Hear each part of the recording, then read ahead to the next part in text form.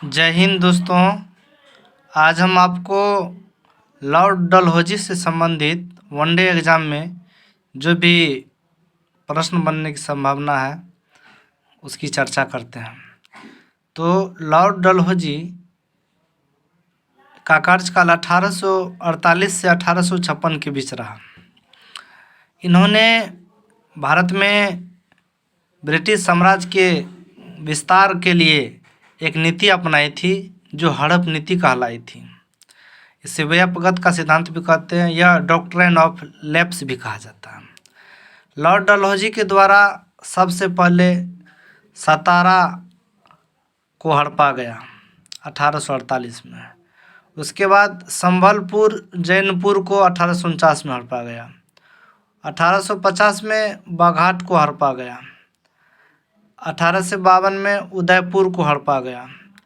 1853 में झांसी को हड़पा गया।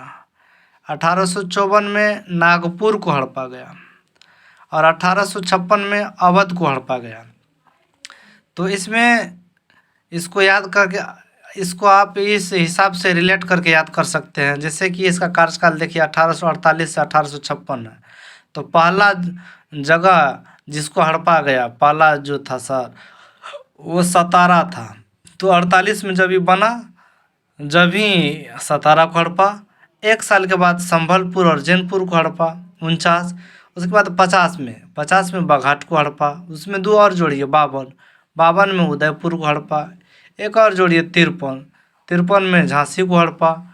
54 में नागपुर को हड़पा, मतलब 1854 में नागपुर को हड़पा। 1856 में अवध को हड़पा। तो इसमें सवाल बनता है कि अवध को लॉर्ड डलहौजी ने जब हड़प नीति के तहत हड़प लिया, अपने अंग्रेजी साम्राज्य में मिलाया, तो अवध को इस आधार पर मिला कि इसे कुशासन का आरोप लगाकर अवध को हड़पा गया। ये सवाल भी बनता है यहाँ से आपको सवाल भी बनता है कि डलहौजी के द्वारा किस जगह को कुशासन का आरोप लगाकर हड़पा गया, तो वो अवध था। या अवध को लॉर्ड डलहौजी ने किस आरोप के तहत हड़पा, तो कुशासन के आरोप। तो कुशासन का आरोप लगा के 1856 में हड़पा। उसके बाद देखिए इससे महत्वपूर्ण फैक्ट और बनते हैं कि 1853 जब यह झांसी को हड़पा था, उसी समय 1853 में ही इन्होंने पहली ट्रेन चलाई जो कि मुंबई से थाने के बीच चली थी। उसके बाद 1854 में जब यह नागपुर को हड़पा था, 1854 में जब नागपुर को हड़पा था, तो उसी समय में 1854 में ही इन्होंने एक एक्ट लाया जो पोस्ट ऑफिस एक्ट कहलाया, डाकघर संबंधी अधिनियम लाया 1854 में। इसके बाद 1856 में जब ये अवध को हड़पा था, उसी समय में जब अवध को कुशासन के आरोप लगाकर हड़पा था 1856 में, तो 1856 के समय में ही इन्होंने तोप खाने के मुख्यालय को, जो युद्ध में तोप का प्रयोग किया जाता था, तो उस तोप का मुख्यालय पहले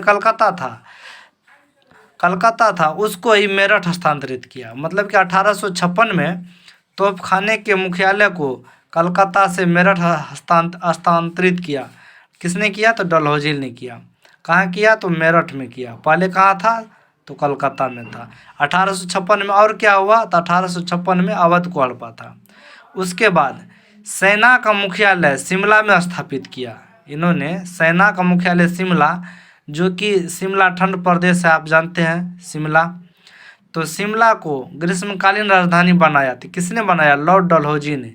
लॉर्ड डलहौजी ने ही शिमला को ग्रीष्मकालीन राजधानी बनाया। और 1854 में जब ये नागपुर को हड़पा था, जैसे 1854, इस फैक्ट को आप याद रखिए, 1854 में जब इन्होंने नागपुर को हड़पा था, उसी समय में एक शिक्षा नीति लाया, एजुकेशन पॉलिसी लाया, एक शिक्षा नीति लाया जिसे वुड डिस्पैच कहा गया है। तो वुड डिस्पैच का, ये इसी वुड डिस्पैच को शिक्षा का मैग्ना कार्टा कहा जाता है। इसी वुड डिस्पैच को शिक्षा का मैग्ना कार्टा कहा जाता है। तो अब इस फिर से एक बार रिवीजन कर लेते हैं। लॉर्ड डलहौजी का कार्यकाल 1848 से 1856। तो इसके जो हड़पने की नीति थी वह डॉक्ट्रिन ऑफ लैप्स कहलाई, हड़प नीति कहलाई। पहला स्थान जिसको हड़पा तो वो सतारा था। कब हड़पा? तो 1848 में। उसके बाद 49 में जैनपुर संबलपुर को, 50 में बाघाट को, 52 में उदयपुर को, 1853 में झांसी को, 54 में नागपुर को, 1856 में अवध को। तो इसमें एक पॉइंट बनता है, तो इसको याद रखिएगा। अवध को किस तरह हड़पा? कुशासन का आरोप लगाकर। किस तरह? कुशासन का आरोप लगाकर। कुशासन का आरोप लगाकर। कुशासन के आरोप लगाकर अवध को हड़पा। 1853 में डलहौजी ने मुंबई से थाने ट्रेन चलाई। भारत में चलने वाली पहली ट्रेन थी मुंबई से थाने के बीच, इससे पहले ट्रेन नहीं था भारत में। 54 में पोस्ट ऑफिस एक्ट लाया। किसने लाया? डलहौजी ने।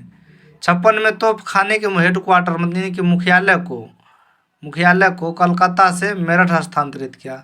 सेना का मुख्यालय शिमला में स्थापित किया। उसके बाद शिमला को ग्रीष्मकालीन राजधानी बनाया।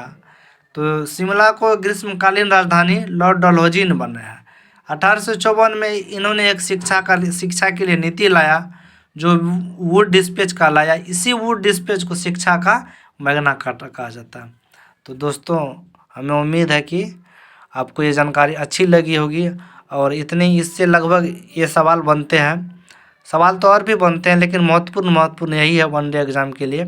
इसको आप लोग ज़रूर रिवीजन कर लीजिएगा, इम्पोर्टेंट फैक्ट है। जय हिंद। नेक्स्ट अगले वीडियो में आते हैं हम कुछ अच्छा लेके।